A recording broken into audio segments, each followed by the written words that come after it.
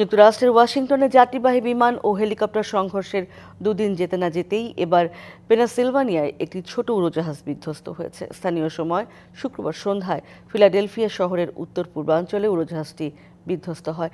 মার্কিন federal aviation administration FAA জানায় প্লেনটিতে 6 জন আরোহী ছিলেন।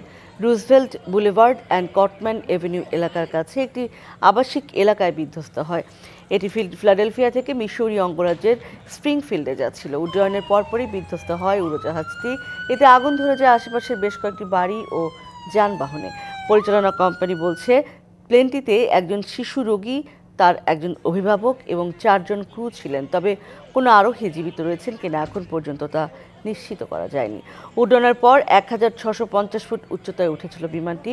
হঠাৎ প্রতি মিনিটে 11,000 ফুট গতিবেগে নিচে নামতে শুরু করে। এরপরই পতিত হয় দুর্ঘটনায়।